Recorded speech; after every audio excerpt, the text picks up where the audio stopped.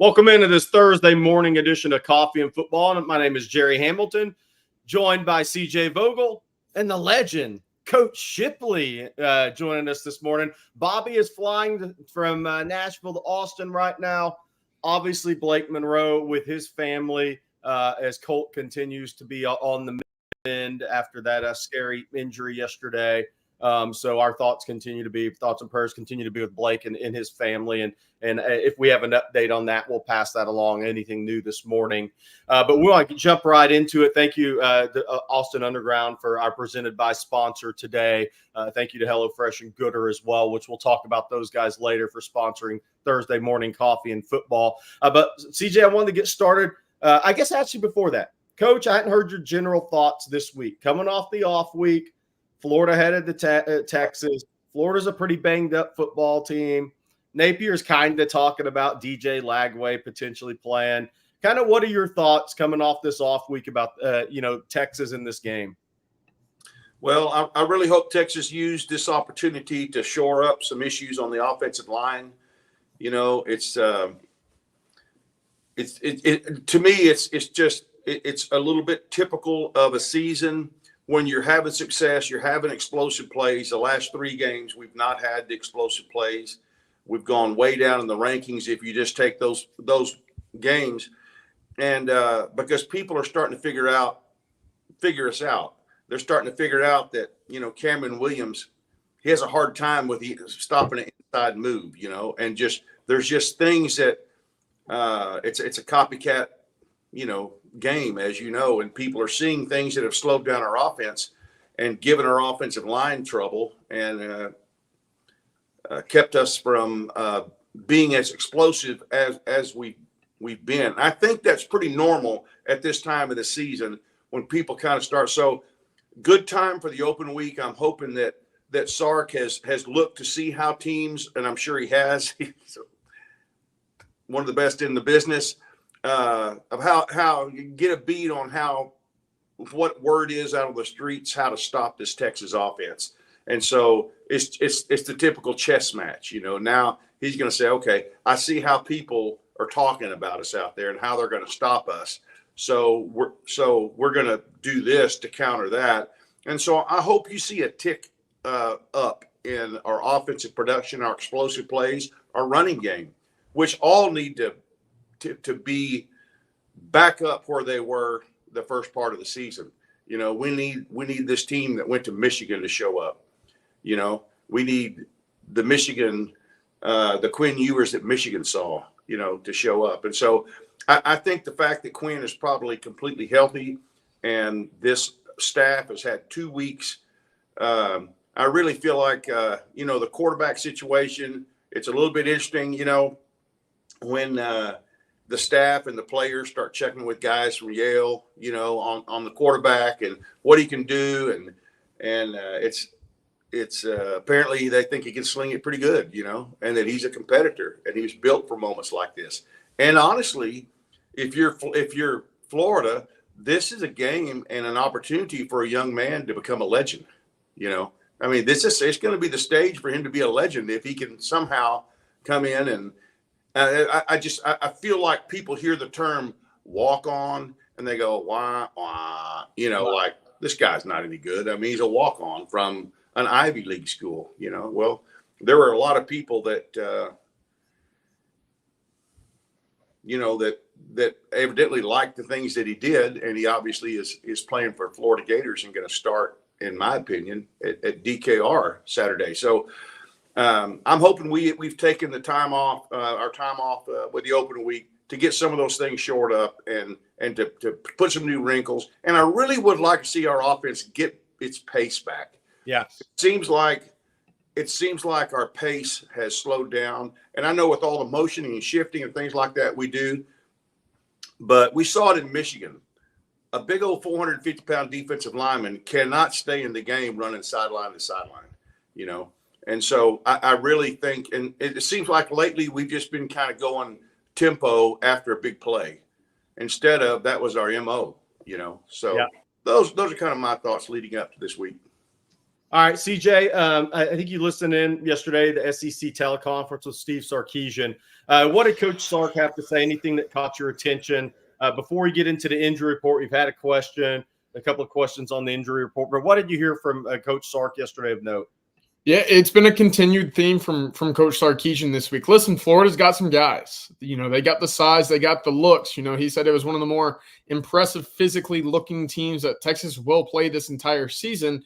And you're sitting there thinking, well, Florida's 4-4. They haven't played great football. They're down to what it's expected to be their third string quarterback, but they still have individual players that can make life very difficult for you, right? Georgia just saw 3 interceptions from their quarterback. They saw a tight game in the deep into the third quarter where they could have taken a lead. A little botched snap on a field goal attempt ended up, making that game go Georgia's direction a little bit. But that's one of those things where you can't take a team like Florida for granted because, they've got a lot of talented football players and they can make life in games much tighter than you can be. So Sarkeesian coming out again saying this is going to be a team that tests us. They got good talent. They got good schemes.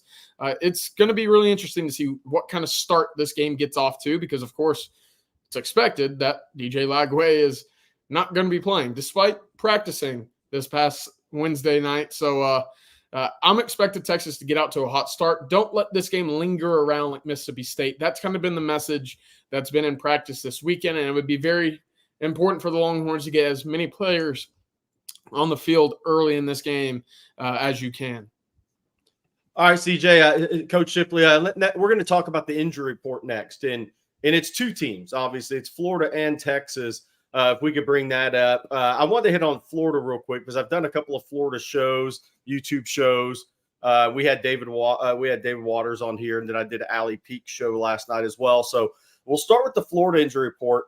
Jason Marshall out for the season, their best corner. Eugene Wilson now out for the season, their best receiver headed into the season. Really good slot receiver. Jakeem Jackson would have been their third or second corner this season. He's been out since week 2. He's out. Devin Moore, corner, injured last week, out. I mean, so you kind of get the picture here. Their secondary is beat up. Asa Turner, the transfer from Washington's been out. Dejon Johnson down there is questionable. He came out of the game last week he looked like a little tweak hamstring. It wasn't anything like Lagway, obviously, but a tweak hamstring. Some people thought it was a cramp, but they took him right back to the locker room when he did that, so he's questionable. Damian George is questionable. He was questionable last week, but he played. But he's key because he's the right guard. He wears 70, and wherever he's going in the run game is where Florida's been running the second half of the season. So for Texas fans that haven't watched Florida, focus on 70. Where he goes in the run game is where Florida's going. And then obviously DJ Lagway questionable. That would be a miraculous recovery. Let's just call it that. Elijah Badger, obviously receiver transfer from Arizona State is questionable. We expect him to play. Really good player. And then going down the Texas injury report there, CJ. I think people asked about Colton Vosick. Andrew Makuba still listed as questionable. Isaiah Bond is probable. Obviously, Vernon Broughton's out with the targeting suspension for the first half. CJ, kind of your thoughts there on that injury report for Texas? Yeah, the one surprise I would say might be Colton Vosick, of course, the talented edge rusher. We've seen him in bits and pieces this year. He has 2 sacks listed as questionable. I'm not entirely sure what that injury was or how that occurred, but something to monitor. Obviously, he dealt with a lot of lingering things last year, and it kind of helped him or prevented him from being a guy that the staff really got to see in spring football. So something to monitor. Of course, no surprise with Andrew Makuba being questionable. I expect him to come back, and let me tell you, it's very important that you see probable right now next to Isaiah Bond because I think that circle of trust is going to be permanently stuck at 5 moving forward. So luckily for the Longhorns, you will see him back on the field this weekend as of this Thursday morning. So Texas should be taking it light on the practice field today. Of course, they have their walkthroughs on Friday and then the game Saturday morning. So things moving very quickly up until game speed. No other real surprises other than, and for folks who didn't catch it earlier this week, Velton Gardner is out for the year with an eye injury. Kind of a freaky deal. I was told it was a freak accident in practice that kind of led to the injury occurring. Very unfortunate, but Texas, again, down to 3 scholarship running backs plus Ryan Niblett. That's who's going to be in the backfield for the remainder of the season for the Longhorns. That's who they got now, Jerry. So they're going to have to make the most of who they've got and find ways to keep these guys upright for what could be a pretty busy week to week for the next 3 months. All right. Sounds great, CJ. All right. So I want to give a little Colt Monroe update. We got a couple of super chats, CJ. I think if you could bring those up. And I wanted to give a little Colt update this morning. Kelly Hill, prayers of healing and restoration go out to Colt Monroe. Thank you very much for that. And I think we have another one. And everything you guys said goes straight to the Monroes. Bevo72, thank you for that super chat. A little update this morning, which just got a little while ago. Colt's still in ICU. He's responding well to everything. I think a neurosurgeon's going to come through, kind of check on a foot, his foot where he's got some maybe some issues there from everything. But everything, he's still on a ventilator, but that he's doing well. He's doing better. Things are improving with Colt. So thanks for keeping Colt in you guys' prayers. And I can't wait till Blake sends that video in about 3 months of him on the baseball field again. Yeah, that's a scary deal. I'm glad that's a good update right there, Jerry. So thank you very much. Of course, Colt means a lot. I shot him a text. Sounds like he was in good spirits, but of course, I'll let the professionals get back to that. So great news there. So King Me has a question, Coach Shipley and CJ, and if I can come up with one answer, I'll throw one in there. 4 reasons why Texas will beat Florida Saturday. Ooh, Coach, you got one? Yeah, well, I may have a couple. Can I just start with Anthony Hill? Yeah. And number 1, number 2 is Colin Simmons.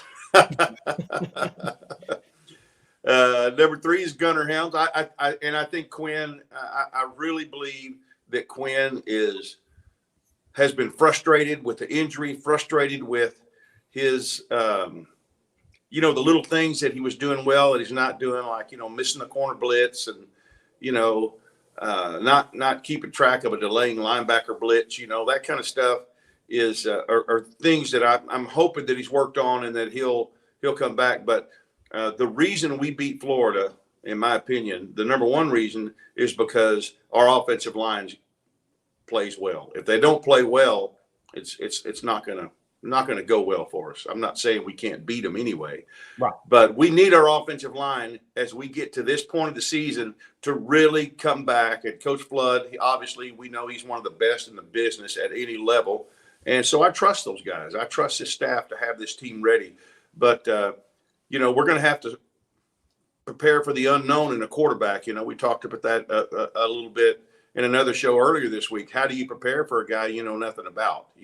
Yeah. You call the Yale coaches and you talk to them about him, for one. That's what I do, because those Yale coaches, they're like unless they're a Yale grad and they want to stay there forever, they want to move up the ladder. So yeah, I need to get in Sark's good graces, and who knows, maybe I can hitch up to his wagon at some point in my career. So I'm sure there's plenty of people giving them information about this situation, but defensively being able to adjust to what Florida's going to throw at us with the unknowns. We're not sure how much their offense is going to change. So, those are just some of my thoughts on what it's going to take for us to beat Florida. One thing I wanted to touch on here as well. Florida's coming off of playing Georgia. We saw kind of that struggles in the second half Texas had against Vanderbilt after playing Georgia. That's a physical team. That's a physical game, especially one like having to play in Jacksonville for a rivalry game, right? That's a lot of emotions in that game. How do you get back up if you're Florida, knowing that you're 4-4 and, hey, bowl game might not be on the table this year?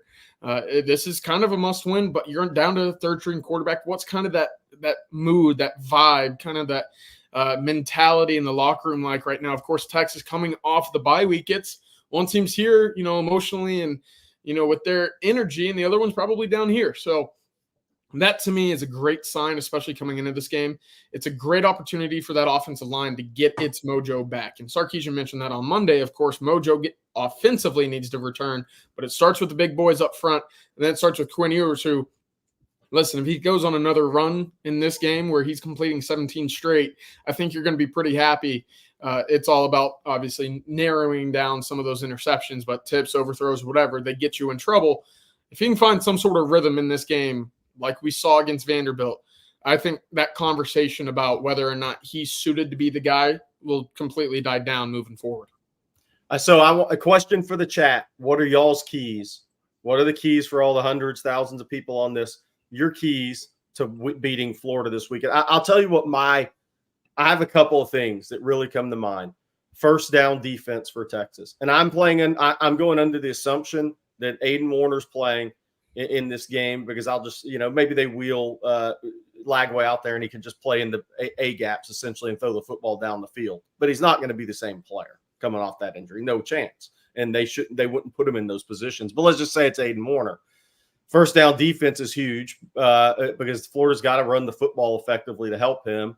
A lot of what's the stuff they do is off that jet motion into play action. That's what DJ Lagway was giving them off the jet motion. They could run zone read. They could throw over the top. The zone reading over the top is gone for them. So they've got to get to some third and manageables for Aiden Warner against a really good defense. So to me, first down defense for Texas is huge, massive, because if they stop the run game on first down or the quick horizontal passing game on first down, then Florida is going to have a tough time. Coach hit on offensive line. My big one is self-inflicted in this game. The key penalties that stall a drive or take your momentum away. It'd be nice to have one game without a special teams penalty to actually give Matthew Golden a chance for a return. No kidding. I mean, you don't have the chance for the kickoff return right now because you're getting penalized every game. Then maybe the unsportsmanlike, Cam Williams smoked the guy in the run game, decleated him, but then got just a 15-yarder. I know Texas had a first down after the penalty, but that still hurts your momentum.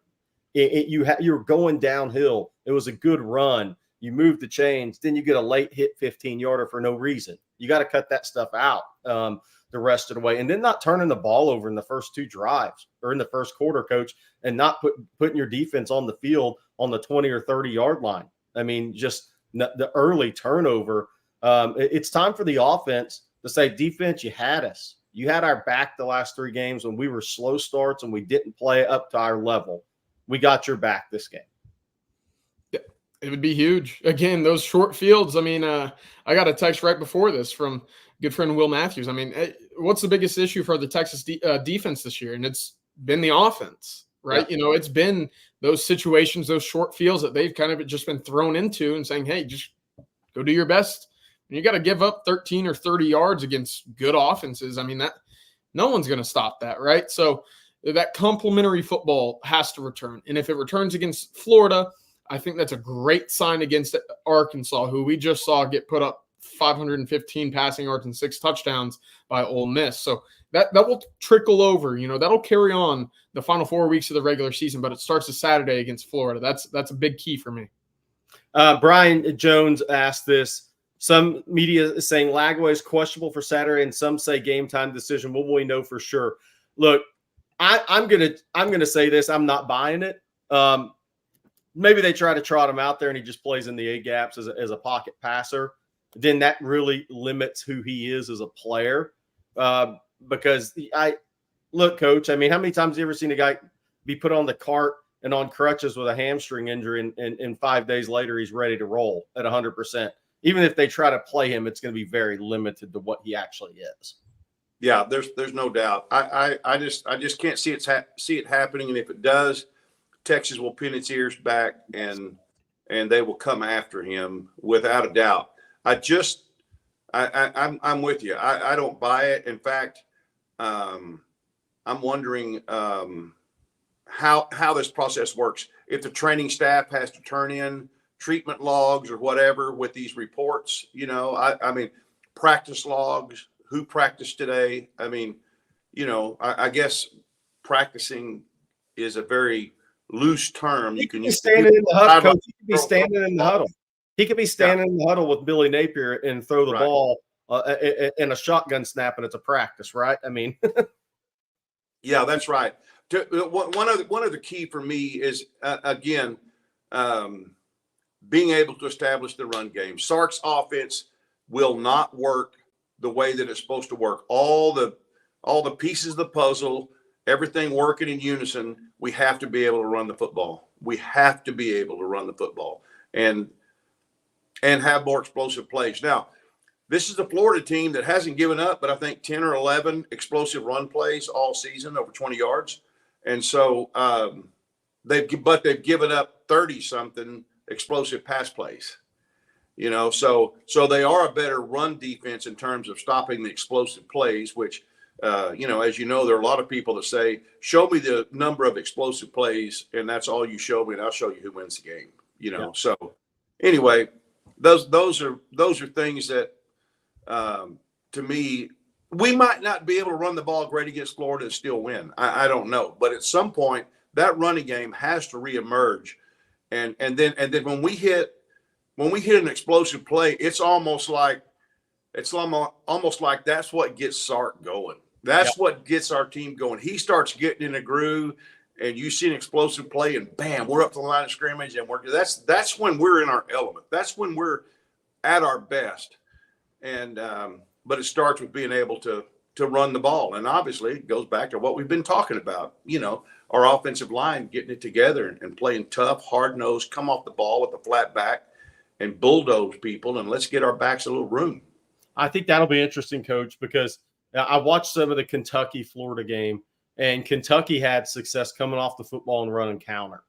And Florida's run defense hadn't been good this year. It's given up 176.4 game. It's gotten a little better as the season's moved along. But, again, the outside zone, the wide zone, which Texas has really gone to, where they're playing more around guys than through guys, it's a little bit more.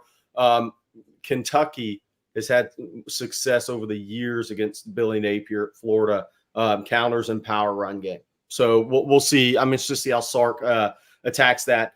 Devon Osley has this super chat. Are the reports true that Arch has been advised to stay at Texas for 2 years, and how does that affect the QB room going forward? I just want to say first, I haven't seen those reports, but I want to put this out there right away. There's never been a plan for Arch Manning to sit 2 years, start one, and go to the NFL. Anybody that's followed the Manning family would just put an X right by that and just say, moving on. That's clickbait. So I haven't seen the reports, but that's not the way the Manning family has ever operated. They're 100,000% on quarterback development, and rushing a quarterback to the NFL is not. They have never done that in their family. They've never rushed through a recruiting process. They've never rushed to getting on the field. They've never rushed to getting to the NFL. That would be so out of the norm for the Manning family. It's not going to happen. But CJ, I haven't seen a report. Is there something out there?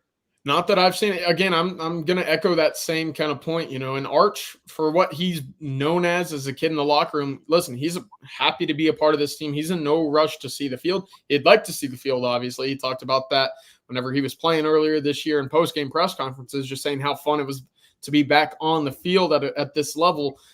That's any player, right? That's anybody that's a competitor that's played football their whole life, to get that taste back and to step foot out on the field and go play football and put up some good numbers, right? Let's not forget that. So that's one of the things for Arch and his family is, listen, don't rush the process. You picked Texas for a reason. That's development with Steve Sarkeesian. That's the hard coaching with Steve Sarkeesian that we've seen on the sidelines as well. Take it all in, improve as much as you can before the NFL calls your name, because I don't think there's anybody that doubts what kind of ceiling he will have, what kind of draft grade he will have by the time it's all said and done. It's all about the process to get to that point, and they are in no rush to get to that point. All right, so somebody asked in the chat about Bobby Burton. He's flying to Austin right now. I want you guys to think about this question, because I got to take a second for Gooder, but I want to bring this up for Coach Shipley and CJ. They can think about this while I tell everybody why they should get a pair of Gooders. What grade would you give Kenny Baker as of right now with our D-line play? Chat, what are your guys' thoughts as well? While I tell everybody about Gooder, I got to put the shades on. You got to do this ad right. Stylish Sunnies starting at only $25 a pair. That's why Gooder to start. No slip, no bounce, all polarized, all fun. I guarantee you Coach Shipley wears his Gooders playing golf or cycling or whatever, sitting by the water, whatever hotel room, where I don't even know where he's at. 1-year warranty, 30-day free returns. You don't need any of that crap. I just got to read it. These are really good glasses. The 3 new high-performance styles, the Bolt G, the Bug G, which is awesome if you like to cycle or run. Will Matthews probably should get a pair of those or be given one for running the marathon. The Astro G, if you want to support the show and try a pair, Gooder is giving On Texas football listeners free shipping. You can go to gooder.com/OnTexas. Use that code OnTexas, all caps, for free shipping. This is where I have to read it. They're offering a 30-day money-back guarantee, which you don't need, and 100% satisfaction. I would change that to 1,000% if it were my read, because I wear them. Again, that's gooder.com/OnTexas. Use OnTexas, all caps, for free shipping. Coach, you got your Gooders? Then your back pocket? Yeah, I do. And the thing about it is, the more times I go out in public to UT games or whatever, I'm seeing them everywhere. Everywhere. I mean,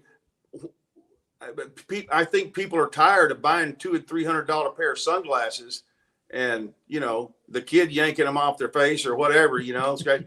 Get some Gooders, man. They're sharp looking, very stylish, very comfortable. Here's the thing. If you're like Coach and you're in the ocean later or something and you lose them in the ocean, $25. Not $275 pair of Ray-Bans, which you're trying to swim under with the fish, trying to find your glasses if you've had one too many and fall down in the ocean. All right, so let's get back to that question. Kenny Baker, year one. Coach Shipley, CJ, what are you guys' thoughts on Kenny Baker year one? Listen, he took over 2 guys that had not yet, met their expectations here at Texas. And I think you're seeing both of them play at all conference levels, right? And Alfred Collins, I spoke to him on Monday about it. So listen, what's it been about Coach Baker that's kind of brought the most out of you this year? And he goes, well, on top of this being year 5, final go around for me at Texas, I understand that I've got to come to play. I've got to prepare. I've got to make it upon myself to be in a position to get drafted. He's also got that intensity. He's got that mentality and emotion that he brings in the position room meetings every day that wants you to bring the most out of yourself. And so I thought that was really interesting. Also, you go back to the spring and hearing Vernon Broughton say he's a more technical coach. And that doesn't mean, he's a better coach than Bo Davis. But what that does mean is the technique, the steps, the hand placements, there's been a higher emphasis. And that was back in the spring. Vernon Broughton's played his best football as a Texas Longhorn over the last 5-6 weeks. He's been very, very good. And, I don't want to go out there and say that he's going to be a high drafted guy, but he's certainly played his way into the draft this year. Whereas I think coming in, the talk of the town, especially around the defensive line room, was, well, how much of an impact will Bill Norton, Jermaine Lole, and Tia Zavea have? Because there's a reason why Texas went out and added 3 guys. Well, to see Vernon Broughton and Alfred Collins kind of take that next leap, the way that we've seen it under, the last 3 years with Moro Ojimo, Keandre Coburn, Byron Murphy, Devondre Sweat, it's very encouraging to see that that's not skipped a beat, and the in-house guys are taking that next leap. So Kenny Baker, in my eyes, has been an A-plus coach. I mean, this defensive line, you can talk about the run defense, whatever, but listen, it's been far and away improved from what I thought was going to be the case this year. Coach, and I want to say this. We've had a guy on our show before, Nathan O'Neill, who trains a bunch of guys for the NFL draft, a tremendous pass rush guy, and D-line instructors, worked with Clowney, DeBosa's, all these guys have worked with him at some point. And he knew Kenny Baker well. And so I called him when Kenny was hired, and he was like, look, Bo Davis, great coach, a great coach against the run, great coach of pulling every ounce out of guys that need it pulled out of them. He said Kenny Baker, is a pass rush specialist. He said he coaches run well, but he's a pass rush specialist. And that's proven out that Nathan O'Neill's right, because Kenny Baker also works with the edges. He is a pass rush coach in this program now. What have you seen? And by the way, Derek Weisner, I'm jealous you're in Belize. Coach, what have you seen from Kenny Baker in that defensive front, maybe from a pass rush standpoint this year? I think he's a great hire. I don't know that I would give him an A+, but to piggyback this, how about Johnny Nansen? What do you rank his hiring and the job that he's done? Not just with the linebackers, but the way that he's affected this entire defensive scheme, and kind of opened things up a little bit more, for us defensively. I think those were 2 really good hires. And I think both, look, we don't sit here and talk about the problems being on the defensive side. Is there a game this year where we said, hey, guys, we got to play better defensively. We've got our defensive line's got to be better. Our linebackers have to be better. Our DBs have to be better. No, they're like one of the best defenses in the country. Why? We've got a great staff. Of course, they've recruited great players, but especially up front with the defensive line, with the linebackers. Well, I mean, you can't leave out the secondary as improved as they are, which was my huge gripe all in the offseason. You know, left a bad taste in our mouth the way our secondary played in the bowl game, the way they played in the spring game, and then for them to be the talked about position in that defensive scheme is I don't know. I just say to the defensive staff, A+. I mean, all of them have done, in my opinion, just an outstanding job up to this point in the season. Yeah, CJ, I think there was something you hit on before the show, but we can kind of talk about now. Some Jonte Cook news has finally hit the wire that we were kind of waiting on to hit the wire. We weren't going to put it out on the show, but you mentioned it's out now. Listen, I mentioned how important it was for Isaiah Bond to be back with this Texas offense, especially in that wide receiver room. I also mentioned that circle of trust with the Bond back on the field is going to be permanently stuck at 5. And it was at 6 earlier in the year, but it will be stuck at 5. Jonte Cook is expected to depart from the Texas football program. I was told this morning that he is no longer expected to be a member of this Texas football squad. Surely is unfortunate, but of course, over the last couple of weeks, his snaps have diminished. He's only played about 11 since the Mississippi State game. So very unfortunate. Of course, you know, he was a guy that had a lot of expectations, a lot of hope for, you know, being a top guy at this school. But it's something that right now Texas will be moving forward with 5 guys in that circle of trust at the wide receiver spot. Jonte Cook no longer expected to be a big member of that offensive scheme for the Longhorns. Yeah, and look, it's not surprising. We kind of did a video on it Saturday for a reason. You know, the circle of trust at receiver, and what did that mean, and what did that mean for Jonte? But look, it's, you know, it's a tough spot for Jonte. For me, I mean, because you go one of two things, and it depends on what the circle is telling him, the people around him.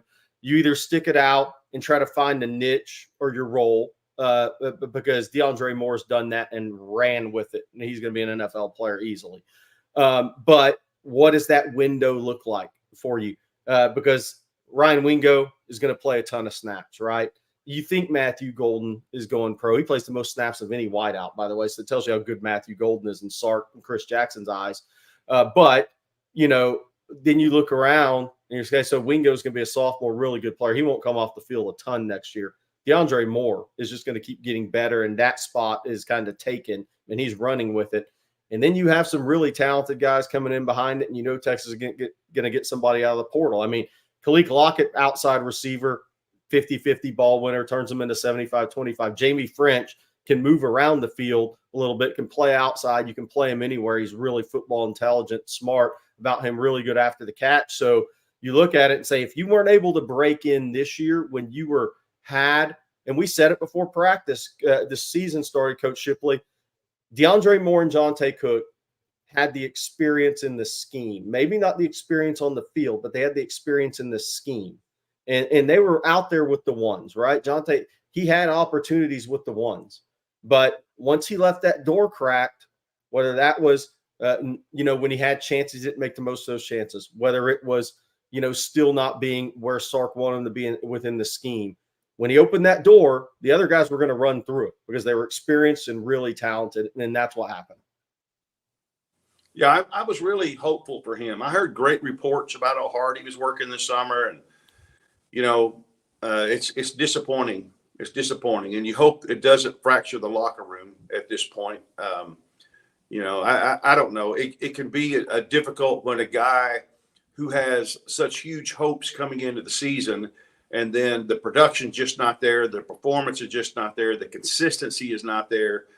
And so it's hard for a guy like that to stand on the sidelines without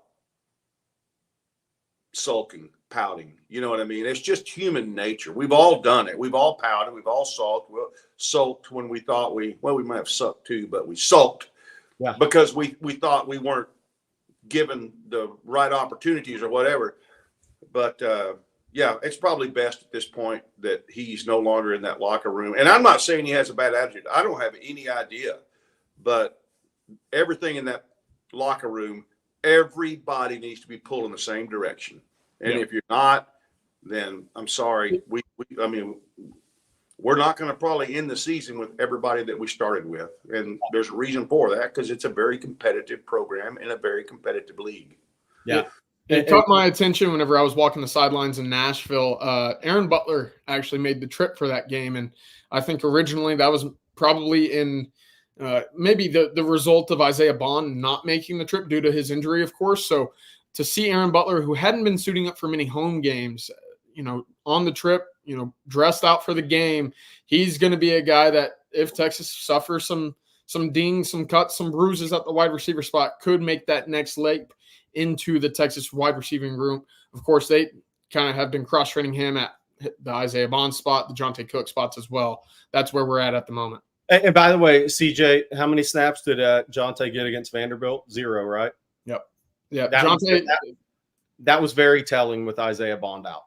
He's played 11 snaps in SEC play. So yeah, the Vanderbilt, when Isaiah Bond's out, as a player on a team, that's your writing on the wall. Right, that's the ultimate writing on the wall. Isaiah Bond's hurt, but you still don't play. So I think that should be writing on the wall for everybody in that scenario. So again, look, and there was a lot of was talked about. Chris Jackson had the receivers together for a photo, and Jonte wasn't there. So there were some things, and that's kind of what we addressed some things over Saturday, and kind of where things were headed. It looked like at that position. All right, but recruiting goes on, football season goes on. So, CJ, I want to talk about a visitor coming in, and I want the Texas fans, the fans, to be able to look at the target list while I'm talking through this, because it's interesting and get you guys recruiting questions. Jackson Blackwell, defensive lineman from Lorena. I went and saw him at a regional track meet. That was district track meet last spring. Watch him throw that shot, the discus, because he performed really well at the Under Armour camp in Dallas. Put up really good testing times. But Jackson Blackwell from Lorena committed to Baylor, D lineman, about 6'2", 300 pounds, is a all motor guy. He is a motor guy. I think he'd be an unbelievable center, but he wants to play defensive line, and he's got the motor to play defensive line. He texted me last night and said he's coming in for the Florida game. That'll be his second game this year. He's a guy that Texas went and looked at in the spring. They've been keeping tabs on him, so kind of like Malcolm Simpson. So Jackson Blackwell from Lorena will be at the game on Saturday, with his family, second Texas game of the year for Jackson Blackwell. So on TexasFootball.com, I put that news out, 4:30 this morning when I went to the bathroom or something. I can't remember. So his huddle tape, his senior huddle's up there as well. So that's one unofficial visitor in 2025 for sure. It's not going to be a big visit weekend because it's 11 a.m. kick. But I wanted to mention again, the 2 out-of-state official visitors are going to be Grayson Littleton, the 4-star corner from Wiregrass Ranch, northeast of Tampa. I was at his practice Monday. He decommitted from Clemson last Friday. Texas offered him. Texas has already been talking to him, but they offered him Friday. I think they're waiting for him to decommit from Clemson before offering him. He visited Michigan officially last weekend. Texas coming up this weekend. His stepdad, his mom, and brother made the trip to Michigan. The same family members will make the trip to Texas. He told me Monday he wants to decide between Michigan or Texas. The only way he takes another visit is if he just didn't get the feeling from the Michigan or Texas visit. So we'll see what happens there. I'm not even sure that one waits to December 4th. If he gets a good feeling about Michigan or Texas. I think Michigan led going into last weekend. He's been to Texas once last spring with 7-on-7. That 7-on-7 program is noteworthy because it's called California Power.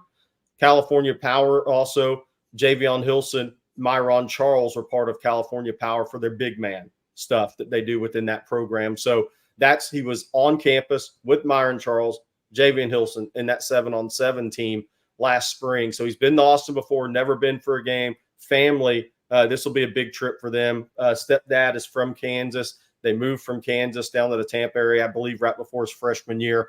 The other official visitor will also be out of the Tampa area. That's 4-star linebacker Kellen Wiley out of Sefner Armwood, who Miami's the leader. They get the last visit November 23rd. He'll be at Texas this weekend, either Maryland or Penn State the 16th. I think Maryland. He was at the Florida-Georgia game. Florida's on his list. I think this could very easily come down to Miami versus Texas. He's never been to Austin, hasn't been on campus before. So the thing there is Texas has a chance to blow him away. His aunt went to Texas, but that's going to have no bearing on his decision. This is going to be a decision. It's a senior riser guy who's picked up offers from Miami, Texas, Alabama, Georgia Tech, North Carolina. Penn State. A lot of schools have offered him since late July, August, when practice started there, because he was at Tampa Hillsborough as a junior and sophomore, moved over to Armwood. And Armwood's a really talented team, and that staff was over there saying, oh, we got something here. This kid's really got a chance at linebacker, 6'3.5", 226, 80-inch wingspan, 10.5-inch hands, can really close on a football. So those are your two official visitors as of Thursday. CJ, you're going to be down, I believe, tomorrow morning to see Michael Terry for his Adidas All-America jersey ceremony. Yes, that's the expectation tomorrow morning. So we'll have some live film from the ceremony here, hopefully at On Texas Football for Coffee and Football. Also, Michael Terry, kind of inching up closer to that deadline for a decision. We're about 28 days away, Jerry, from what we would call signing day.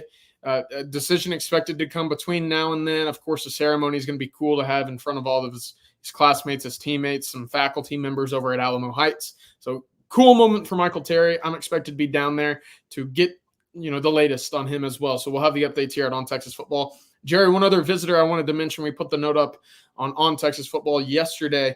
Caden Dixon-Wyatt, the wide receiver, 2026 wide receiver out of Mater Dei. He's expected to be on campus as well. He's a guy that's been to campus several times. I think this is going to be his fourth trip to Austin. Texas loves him. Fourth trip to Austin this calendar year. Jerry, I know that you have some nuggets on him as well, that someone that Texas likes a whole lot early on. Yeah, junior receiver out of Mater Dei there in Southern California, a program that Texas fans know well. Brandon Baker. Obviously, there's been some other guys. Texas recruited Spencer Shannon and some guys they attempted to recruit there as well. But Caden Dixon-Wyatt is a guy that Texas has really liked for a while. I don't want to get in a word twist there with Caden Dixon-Wyatt in a while, but Texas they like Caden Dixon-Wyatt a lot. He is one of the top 4 or 5 receivers, I think, on the board in 2026, or he was starting early in the season, and no reason to think he's still not that way. But a guy that's a meaningful visit, because Texas has been working to get him on campus again this season, and he's a guy that he's one of those guys that I think has a committable offer right now in 26. And I'm not saying he will, I'm not saying he is, but if for some reason in a couple of weeks he said, you know what, Texas is where I want to be, I think they'd accept this commitment. I think that's how much Texas likes him. Doesn't mean they don't like other guys as well, but that's a pretty significant out-of-state visitor for Saturday. Hey, Jerry, are all these so that's 3 visitors? Yeah, 2 officials. Well, two officials. Well, do the officials play Friday night? So that's a great question. So the Grayson Littleton, their game is Thursday night, and that's why he's able to make this visit with his family, get in Friday, be there Saturday, get out Sunday. I think Sefner Armwood's off this week before the playoffs, or they play a Thursday night game as well. I'll check on that in a second. But the visits worked out for both of those kids with the early kick. I think the point you're getting at, because if you had that's what's kept this visitor list from being bigger. If you play a late Friday night game out of state, it's hard to get to Austin. And that's not where the Texas staff wants those kids. They don't want them getting in at 9:30 a.m. on a flight and trying to rush over the DKR. And the coaching staff's then well into, the teams arrived in their final game prep in the locker room and whatnot. They like a scenario where kids have more time. They're on campus before the team arrives. Maybe they're there when the team gets off the bus and the team arrives into the locker room and facility. So to your point, Coach, that's been key, is you have to have a Thursday night game or have an off week really for Texas to bring you in this weekend from out of state. Yeah, and I kind of think maybe there's a few things they involve those guys with over at the team hotel, sitting in with their position meetings on Friday night, things like that, just to kind of get a a feel for what it's like to be at a home game in Texas, and the hotel you stay in, the meetings, just kind of how they do things, and a chance for the coaches to visit with them before, because like you said, they're even if they're there on Friday and they're spending the night in Four Seasons or wherever they're staying, there's still not going to be time for the staff to spend any quality time with them before the game. So I think maybe they can do that Friday evening at the hotel and meet some of the players. And Coach, to your point, I just checked. Kellen Wiley is a Thursday night game. I couldn't remember if it was Thursday night or off week. I knew it was one of the two, but he's a Thursday night game as well. So easy for the parents and the kid to fly in on Friday morning, spend time, like you said, with the team, kind of get in, sit in on some of those meetings, kind of get a real feel. It's actually, those are great visits in a way, but you can't have too many of those guys, but they're great visits because you actually have a feel for team in the preparation part of it, and then get to take in a game day as well. Guys, somebody's asking, we got some recruiting questions we're going to get to. Somebody's asking about John Turntine. I think he may be back later in the season. He was at the Georgia game. He was at A&M LSU, but a lot's going to depend on schedule there. Somebody asked about Keyshawn Henderson out of the Houston area, where Alfio VC teaches and coaches over there. I'm not sure how much Texas is talking to him. He wants to play quarterback. Obviously, that wouldn't happen at Texas, so we'll have to see there. But real quick, I need to talk about Hello Fresh. And who doesn't want to talk about Hello Fresh? With Hello Fresh, you get farm fresh, pre-portioned ingredients, and several recipes delivered right to your doorstep. Skip trips to the grocery store and count on Hello Fresh to make some home cooking easy, fun, and affordable. That's why it's America's #1 meal kit. And if Blake Monroe was here, he'd be telling you they eat it every day in his house. Look, the holiday season is just around the corner, and we're all looking for ways to spend and stress less. HelloFresh makes mealtime nearly hassle-free with delicious, home-delivered, chef-crafted recipes that come together quick and are less expensive than takeout. Plus, check out HelloFresh Market for over 100 add-on items like desserts. Oh, I love those. Quick breakfast, snacks, and a lot more. This month, they even have Thanksgiving items to help wow a crowd with minimal effort on your part. Again, HelloFresh, and then check those guys out. And thank you very much for being a sponsor of On Texas Football. Hey, Jerry, I want to come back with Jackson Blackwell. Yes, I like this kid. I like the small town kids. I mean, I know what it was like for Jordan. I know what it was like for Colt.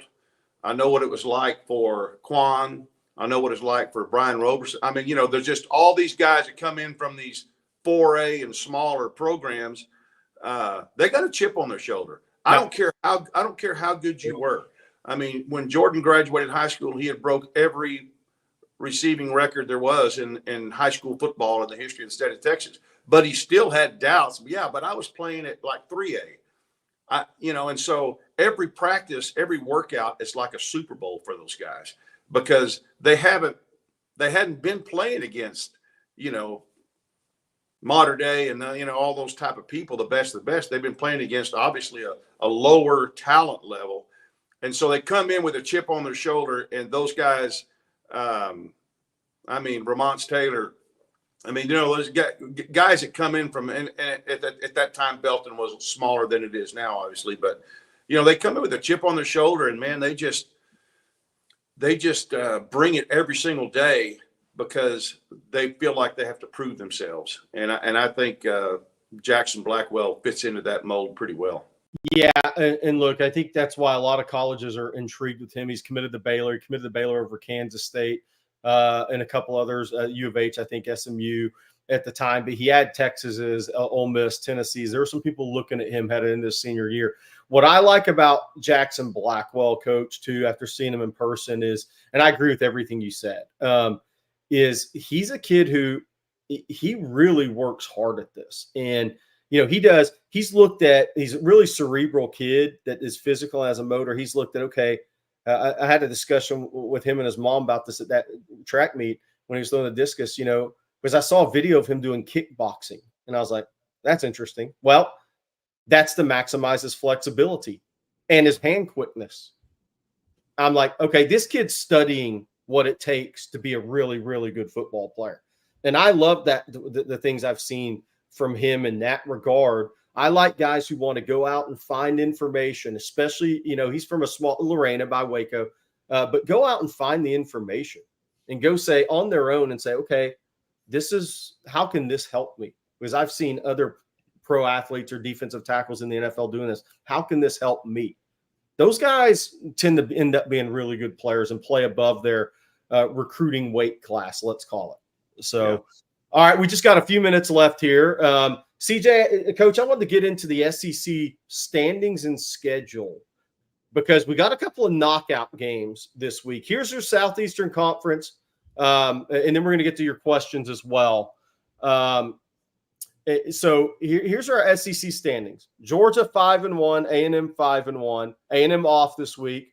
Tennessee 4-1, Texas 3-1, LSU 3-1. Those five are the teams that are really in it right now. But the key thing this weekend, Coach and CJ, Georgia's at Ole Miss. Now, Ole Miss, unless chaos ensues, is not going to be in the SEC championship game. But if Ole Miss loses now to Georgia this weekend, they're really on the outside looking in the college football playoff. They feel like they have to win out, and they do unless Notre Dame loses a game. That could bring a 9-3 SEC team into the mix potentially at the end. But then you have Alabama at LSU, another knockout game. If LSU beats Alabama, Alabama has 3 losses, not for SEC play, but for the playoffs. So Alabama and Ole Miss pretty much have to have the mentality of we have to win out to make the college football playoff. Same thing A&M. They're off this week, and then they have New Mexico State and at Auburn before Texas. But a couple of knockout games this weekend in the SEC, CJ and Coach. This is always a fun week when LSU and Alabama play one another. Of course, now the stakes mean a little bit more because we just talked about, well, if they want to make the 12-team playoff, they have to win this game. It's a loser goes home for that situation as well. Georgia probably can't afford much of a letdown either because then – and we've talked about it as well here on Texas Football. What happens if you're sitting there with 4 or 5 teams at 10-2 in the SEC? If you have a 10-2 SEC champion and you got 4 or 5 teams kind of clumped up there in a logjam, well, how do you pick 4? How do you pick 3?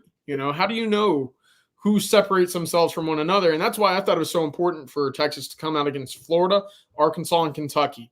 You have to win those games, and you have to win them convincingly to kind of get that little thought, that little momentum in the minds of the College Football Playoff Committee that, hey, you're not just squeaking by. You're not just beating Vanderbilt by 3, right? You're out there kind of trouncing teams. You kind of have to go back to that mindset of the BCS where, point differential, that margin of victory, that means something. So that's going to be really important for Texas whenever it comes to taking care of their own backyard, their own business. But even beyond that in the SEC, I mean, listen, that it's no longer a shoo-in that Missouri beats Oklahoma this weekend. And that was a team that theoretically still had a chance. I know that they've not been playing very, good football as of late. But the point being, teams that control their destiny, these next 2-3 games mean all the world for what their hopes and chances will be for the playoff and the trip to Atlanta for the SEC championship game, which I bought my plane ticket for yesterday. So there you go. I love predictions. Victor Aldridge, by the way, is Lamarcus, pretty good basketball player in the family tree there. He said, I got Bama over LSU and Georgia over Ole Miss. Bama, LSU both had an off week. That's interesting. Georgia, Ole Miss both had played last week. Coach, as a coach in that position, LSU and Alabama both knows they have to win out to have a potential spot in the playoffs. They both have 2 losses. So it's literally a knockout game this weekend. If you have 3 losses, you need help. And that help would have to be, you got help last weekend for any 3-loss potential Big Ten or SEC, probably SEC, though. You got help last weekend because the Big 12s, they lost. Iowa State lost at Tech, and Kansas State lost at Houston. So what that did was it makes it a much bigger probability that the Big 12 only gets 1 team in. Then Clemson got knocked off last week. Now SMU could still make it 2, but SMU's going to have to win out and beat Miami, I think, in the ACC championship game to get in. I don't think they get in at 11-2. Or I don't think they get in at 11-2 over a 10-2 SEC team. And then you have Notre Dame. And if Notre Dame were to drop a game at the end at USC, which nobody will pick them to do, but if Lincoln Riley rised up there, then that would open the door for a 3-loss team. But right now, 10-2 is kind of the where you have to be in the SEC. So Alabama, LSU, they both go into this game thinking playoffs. If we lose, we're out. And I know that's not how you approach it, but you are looking at that. It's a 12-team playoff. Yeah, there's no doubt. There's no doubt. I think Georgia better be on upset alert. I think Lane and playing at Ole Miss is going to be tough. Georgia has, they're vulnerable. They've shown that. I don't know. Carson Beck is going to have to get his mojo back, to borrow the term from Sark. Here's what's interesting to me about it. Is the goal, I would think, first of all, is to make the playoffs. But secondly, to have a week off. Okay. And as you and I were talking before you came on the air, Jerry, there's a couple of ways you can do that. You can win the conference championship, have a week off, or not make it to the championship, but still get in the playoffs. That gives you a week off. Yeah. So that's intriguing to me. And it, after this week, the next couple of weeks, things will start clearing up a little bit more. But I would think, first of all, the goal is to make the playoffs. Secondly, you don't want to have to play every week all the way through till the championship game. That's going to be, it's going to be an amazing feat if somebody can pull that off without having a week off, because my goodness, you're going to be beat up probably, playing the teams that you have to play in the SEC. What are y'all's thoughts on that? I think the worst case scenario right now as we look at it, and we have people asking about Jonte Cook. We're going to get to that in a second. Again, reset that before we get out of here today. I think the worst case scenario is getting to the SEC championship game and losing and then not having that time off. You would almost rather not be in the game. And I know that's not really how you think as a competitor, but we're just talking about this here. And the reality of some of these situations is getting to that game. And Stephen Houston said, no, he had a post in here that said he doesn't think a 3-loss team will get in. That also brings into the equation, what if you're 10-2 and you lose in the SEC championship game? Right. So I don't know if I agree with that all the way. Stephen Houston, I agree on a lot of stuff. I'm not sure I agree with that all the way, because so a 10-3 that gets to the SEC championship couldn't be like the 11 seed in a scenario if Notre Dame got beat. I think there's some things at play that could allow one 3-loss team to get in. If the Big 12 gets in one team and the Notre Dame gets upset somewhere here along the way, it'd have to be at USC, in my opinion. But look, if you play in the SEC championship game and you lose that game, one, if you already have 2 losses, you got to worry if you're getting in or not. If you get in, man, there's no rest for the weary in that scenario. So I like the scenario of almost in a weird way. Now, if you're thinking about it, if you're 10-2, I'd rather not be in the SEC championship game. As long as it's a 12-team playoff. If it gets to 16, different. I'd rather in a 12-team playoff. I'd rather get my rest and be as healthy as possible. Yeah, which would be the only silver lining in winning out and losing to A&M. Yeah, you're 10-2. You're not going to be in the SEC championship game, so you get a week off. You'll still likely host a playoff game if you're a 10-2 Texas team. Your losses are to A&M on the road and Georgia at home. Hey, you're probably ranked somewhere between 6 and 7. I would say, depending on how everything else shakes out. And there's still 4 games for everybody else. Odds are a 2-loss Texas team hosts a playoff game with a week off. That's not worst case scenario. I say that. I know Texas fans are hearing a loss that Texas A&M isn't going to be. Yeah, no, but that wouldn't be the end. If we went out until that game, it certainly wouldn't end our season. You either want to be the conference champion or the 5 seed if you're in the SEC. You either want to be the conference champion or the 5 seed, in my opinion. I mean, I would not want to be the team. And I know there's a week after the SEC championship game that a playoff, and that's a week off technically, but I would rather be the champion or the 5 seed. And I'm not sure you can do that the way things are playing out right now. If a loser of the SEC championship ends up the 5 seed, I'm not sure that can happen, because I would want to be the 5 seed the way things are falling right now. And there's a lot. It's November football. Look, people are going to get beat. We're about to talk about Jonte Cook, by the way. Just say Miami's the 4 seed. I want to be the 5. I want to be the 5. I want to host Boise, and then I want to go beat up on that bad defense at Miami. Yep. That's what I want to be, the 5 seed in this playoff, the way this thing's working out right now. Miami would be the 3, right? You'd have BYU or the Big 12 at 4. So either way, if you're the 5 or the 6, I think that shakes out well, as long as you can get by whoever 11 is. Yeah, no doubt about it. No doubt. So again, let's reset. CJ, you told me before the show, before we went on, hey, look, man, Jonte's gone. We don't know, when it's going to come out. We don't want to say it necessarily to start the show off, but news is out that Jonte Cook is no longer part of the Texas team. Kind of take everybody through that. Yeah, Jonte, of course, things have kind of soured over the last few weeks. Of course, only 11 snaps on the field. That's not targets. That's not receptions. 11 total snaps since Mississippi State. Of course, the lasting memory of that game was the drop touchdown early in that first half. You haven't seen a whole lot of him. You didn't see him in the second half after that in that game as well. So things have kind of soured. And of course, with Isaiah Bond being injured this past week against Vanderbilt, not seeing Cook on the field at all for that game, I think the writing was on the wall there. It was kind of a longer curve for Jonte to kind of get back up to speed with this Texas offense. Of course, last year, maybe you expected him to be wide receiver 4. Didn't see a whole lot of him then, but I was told he cleaned out his locker room this morning.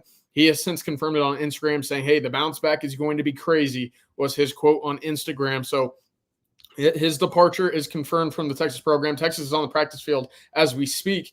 Jonte, obviously, not a part of that. Here's my only advice I'm going to give Jonte. Stop with the social media, man. You don't need to be telling your bounce back's going to be great. Just go just go do it. Just go do it. Don't go down the same path you went down in high school. Change the thing up. Change it up. Stop doing that stuff, man. It's just go do your job, and just go maximize your talent. I mean, that's the key for you. It's not telling people it's going to be great at your next stop and you're going to bounce back. That's not looking at this the right way. I hope the right people are giving you advice through this process. That's what I would say.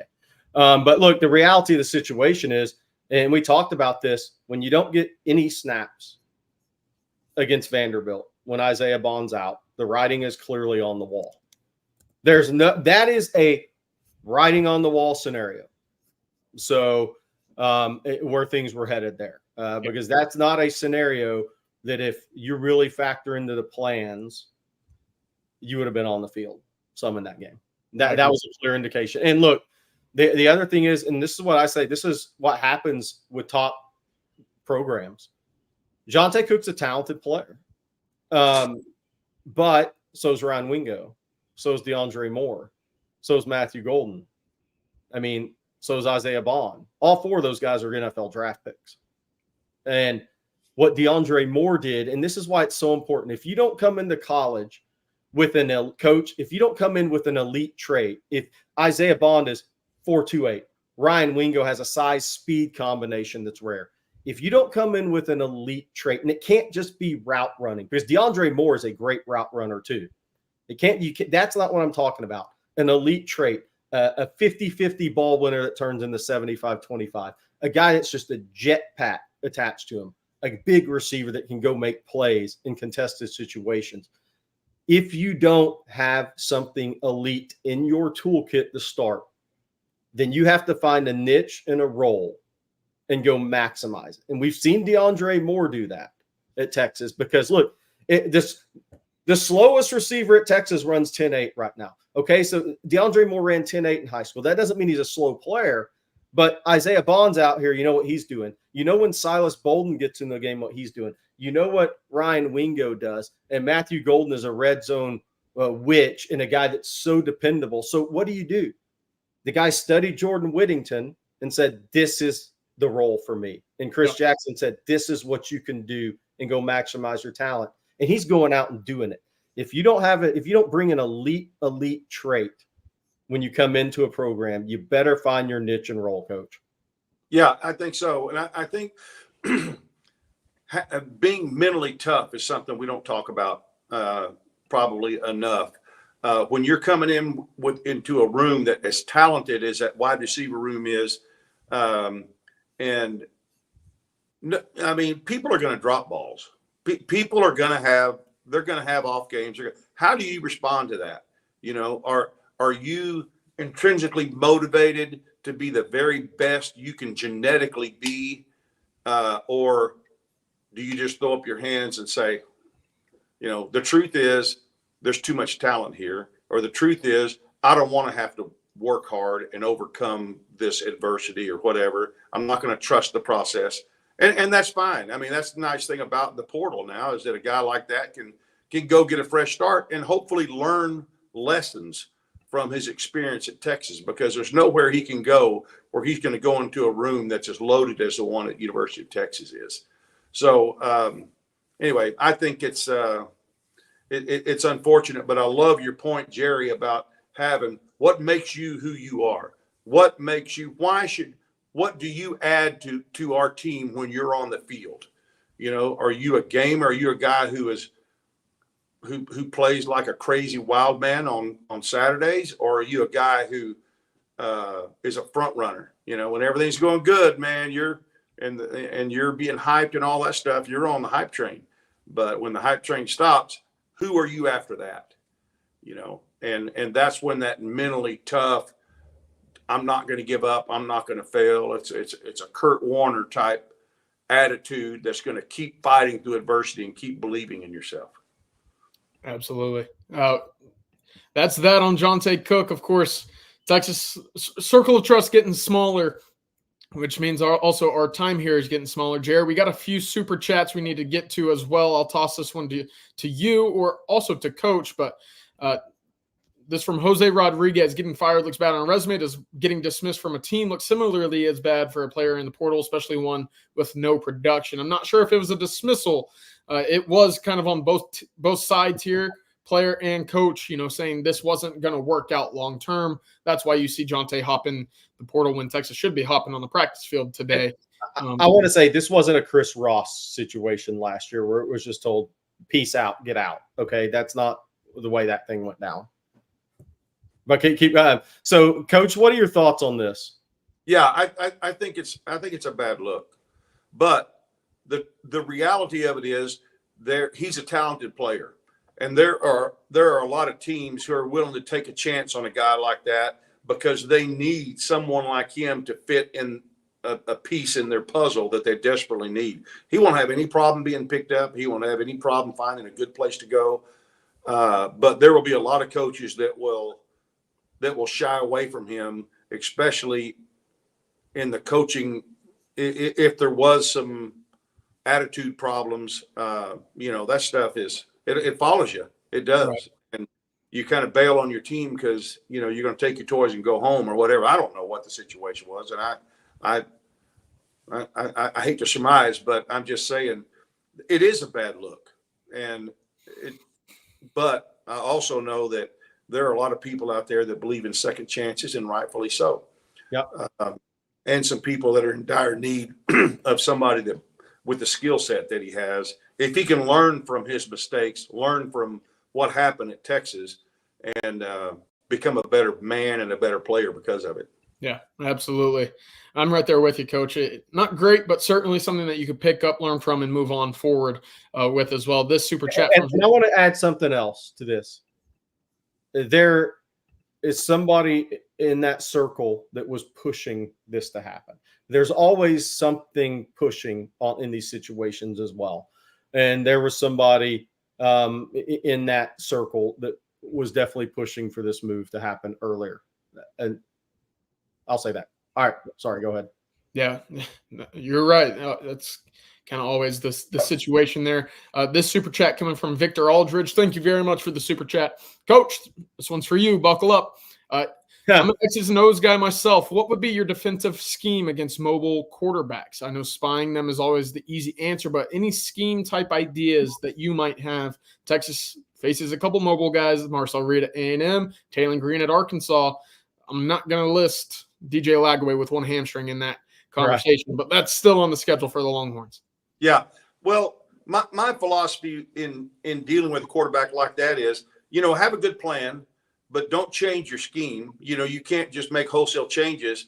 So I would start the game with our regular stuff, and then of course you're going to have game plans with what's your rush technique going to be. Are you gonna you've got to make sure you have every gap covered. You can't lose containment, and all that stuff.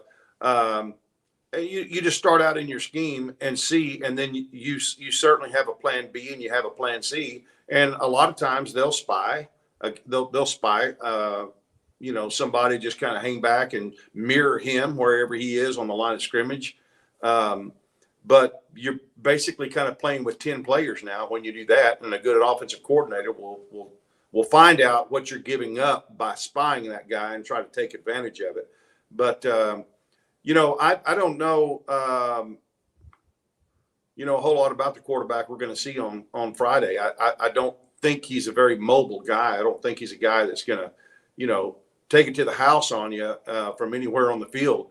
But, it's just going to be important as you come up against these mobile quarterbacks for the defensive line to have the gap integrity on their pass rush lanes.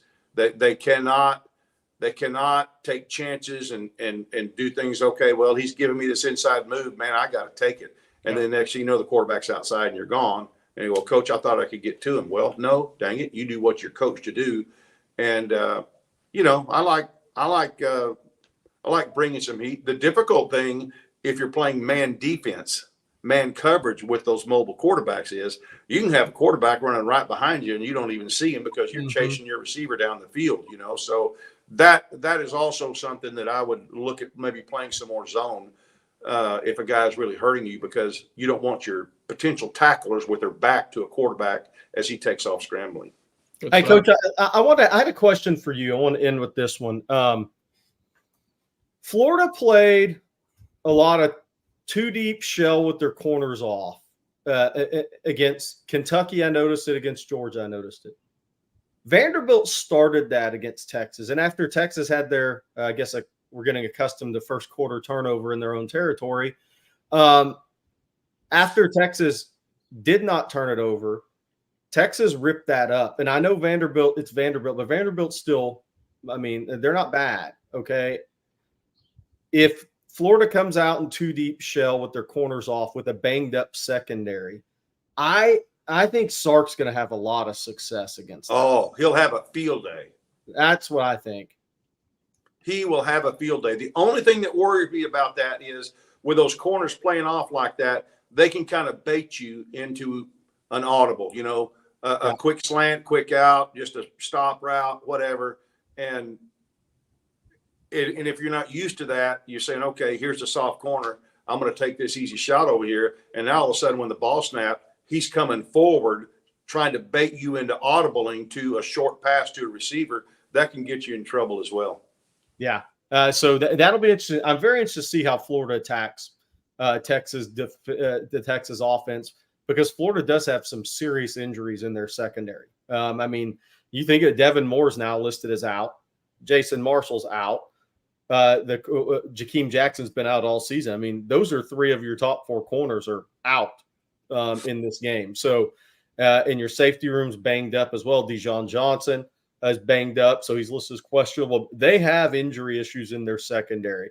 It's going to be really interesting to me how Austin Armstrong, as the D coordinator, attacks the Texas offense. All right, guys, that's going to do it for the Thursday morning edition of Coffee and Football. Thanks to Coach Shipley and CJ for sitting in. Bobby Burton was flying into Austin this morning. We'll be back in the morning for a Friday Coffee and Football later today. We got a number of shows coming up on Texas football, and head on over to ontexasfootball.com. I posted some recruiting notes on Jackson Blackwell. We have best class scenario going.